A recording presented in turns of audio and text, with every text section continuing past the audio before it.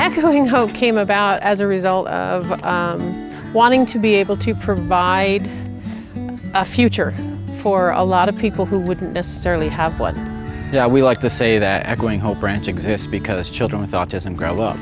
And what happens is, past the age of 17, once they get out of high school, that government tap kind of starts to turn off and the services kind of end, and then it's on the family for the most part.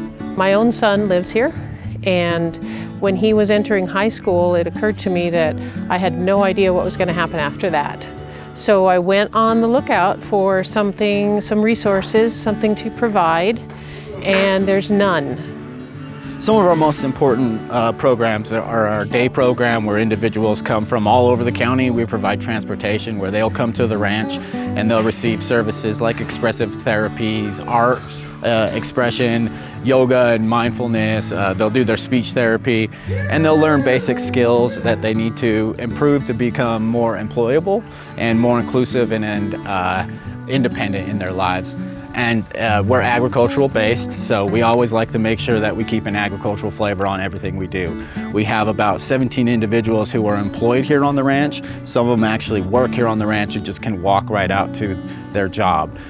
So what we kind of focus on is getting these folks the skills that they need to either transition into employment in the community, or if they want, they can stay here as well. And for folks who ranch work isn't the biggest thing for them, we're starting to find opportunities out in the community that better meet their needs.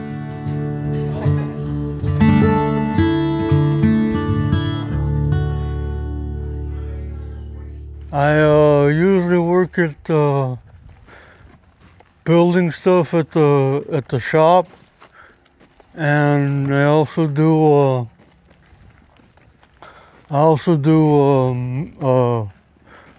ground maintenance and everything.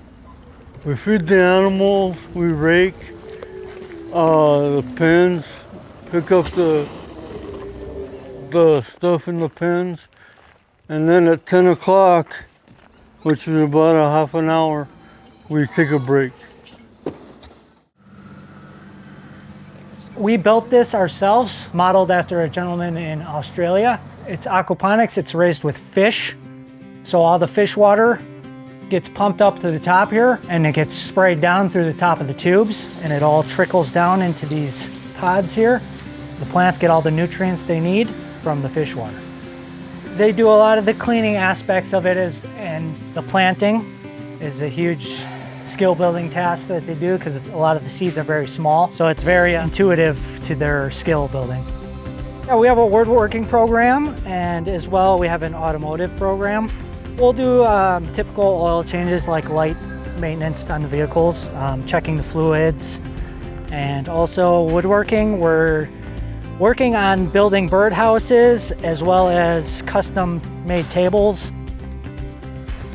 We grow a lot of greens, but we also kind of grow what is in demand in the region. So we have our farm to school folks. They kind of choose what they want to be grown each year. And you see a lot of collard greens. We've got our kale, which is really big around here, and some spring greens and lettuce. This is kind of what we put together in what we call a spice bag, and we sell at the farmer's market. They harvest it twice a week and bag it up, weigh it, and then take it out to the farmer's market and to the schools. The Farm to School program is a chance for us to bring whole, fresh ingredients to our students to create a nutritious meal that inspires kids to have healthier lifestyles. It came through working with the U of A cooperation. I wanted to bring in local produce, and they connected me to Echoing Hope Ranch, who wanted to have some of their working programs incorporated into the community.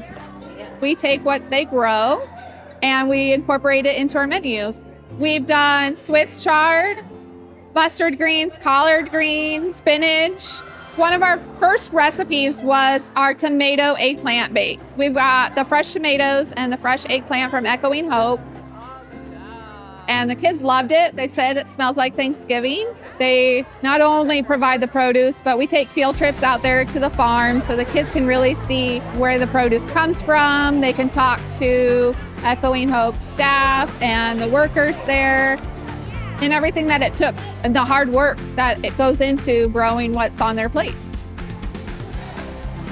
We have had some people say that we shouldn't have a lot of our participants out here where it seems isolated, but autism is such an enormous spectrum of abilities and challenges and personalities that we, like I was talking about before, we really have to go by their unique personalities. Speaking for my son, he can step out of his door here and be safe and walk around where he couldn't do that in the city. He's nonverbal and he would have some challenges in how to stay safe and how to trust who he should trust. So he's much safer here, he's happy here. But the main reason for it was that we're all gonna die. And that sounds grim, but when I die, I don't want my son's life to crumble.